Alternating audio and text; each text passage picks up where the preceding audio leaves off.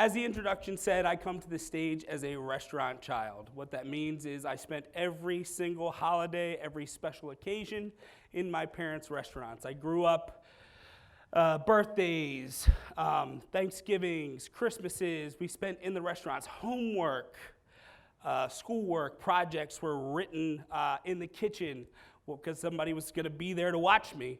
So one thing about growing up in a restaurant family, I am pretty sure that I was even conceived in a restaurant.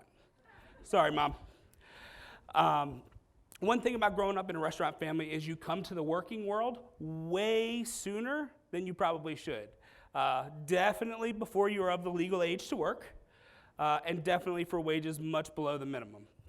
So I started in my parents' seafood restaurant at 12 years old. I started working on the line at 14, had a leadership role at 15, but what that taught me, for anyone that's been in family business, you know family business is hard. It pulls at your soul. It tests you in ways that are unexplainable to people that haven't been through it, but it creates work ethic. It creates a sense of seeking excellence, a sense of seeking improvement. Which brings me to my father. My father was the toughest man, still to this day, that I've ever worked for. He was a screamer pot thrower that would put the TV chefs that we see nowadays to shame. I think that he probably could make Mr. Ramsay cry. No plate was ever great enough. No movement was ever fast enough. No ticket time was ever short enough. What you learn when you have someone constantly push you that way is that speed, that work ethic, an unrivaled sense of urgency, which is hard to teach to other people. It's made me the cook that I am today, made me the person that I am today, but it's hard. Family business can hurt you to the soul, and it leaves scars.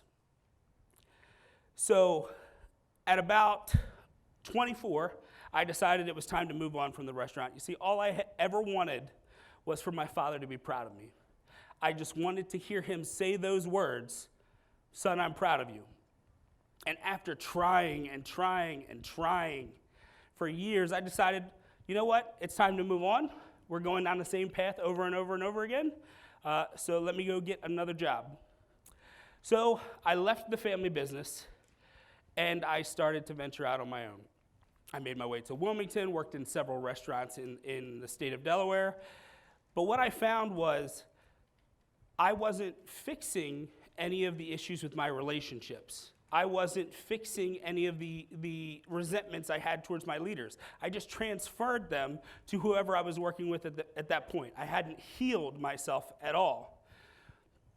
So at that point, I had a chef friend of mine who gave me a self-help book. And that man handing me that one book did more for me than anyone could ever possibly imagine, because it opened up this world that no matter what you've been through, no matter what trauma you have, no matter what problem you've had in your life, someone else has had it before you, and thankfully they've written a book about it.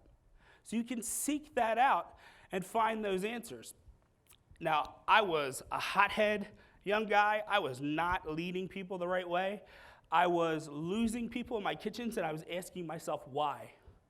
Why am I not reaching the level of success that I want to? So the book that I read was How to Stop Worrying and Start Living.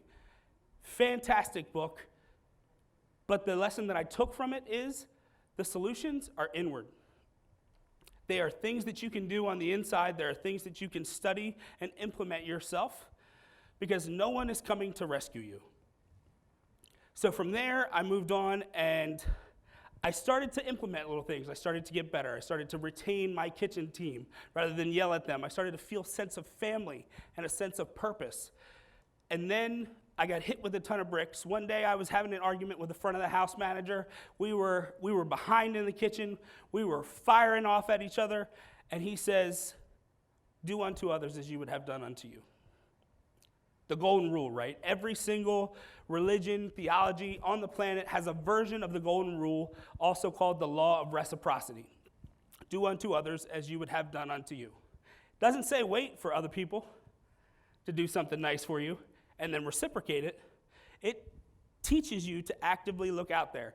Now, it is also one of those phrases that when moms tell kids or grandparents tell kids at a young age, they kind of roll their eyes. Okay, I've heard it before, yes. But there is tons of meaning in that if you implement it in small ways. Now, I sought out all of these different things. I wanted my father to be proud of me. I wanted accolades. I wanted multiple restaurants. But the battle going on inside, I was just starting to turn the corner. My father was diagnosed with lung cancer. And what happened in that time period is that I learned to seek out what I was looking. I was looking for forgiveness for the ignorant child that I had been, forgiveness for the angry, defiant teenager. But I hadn't given him that to start with. I hadn't given him the forgiveness.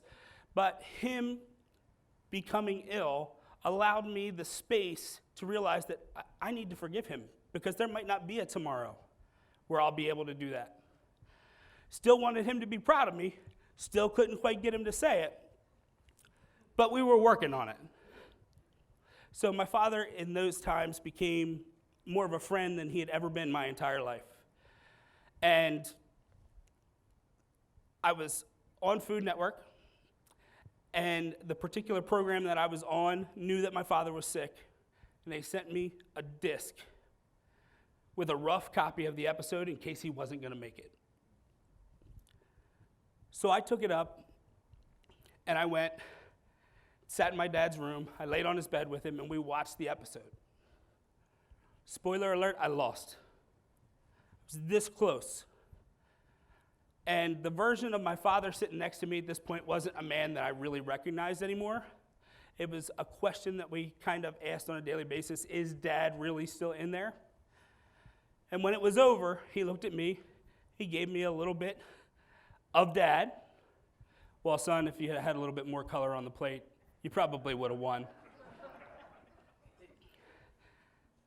So I'm like, there he is. Yep, we know he's still in there. And then he turned to me and he said, son, I'm so proud of you. And hearing that phrase, seeking that for my entire life, unlocked this change in energy for me that said, okay, well now this is going to happen. My father's life is coming to an end. But am I going to continue to carry all of the BS, or am I going to continue to move forward and give to people in a huge way now that this energy has changed for me? The idea that we all have a tendency to get frustrated with teammates, with leaders, with parents. But how often do we look in the mirror and ask ourselves, are we doing the things that we expect first? We want forgiveness from someone. Are we giving that forgiveness first? Do unto others. We want a teammate that works hard. Are we working hard? We want a boss that's a mentor. Are we leading those people that work with us? Are we cultivating them? Are we giving those things first? It is hard sometimes to take a long look in the mirror, sometimes a dark look in the mirror, and ask yourself, what can I do? How can I be greater? How can I offer more to this world? How can I be a better father? How can I be a better husband? How can I be a better teacher, a better chef? The answer is in the mirror. Whatever you're looking for, whatever you want from someone else, you better be willing to give it first. You cannot expect of other people what we aren't willing to give ourselves. And when we learn to give what it is we're seeking, we will find a life that is enriched beyond belief. If you give without intention, if you give without expectation, you will receive without limit, I promise you. So today, I want everyone in here to think about a relationship or something in their life that might be challenging them right now, that might be an issue, might be something to work on, and ask yourself, what can I give first to make this situation better.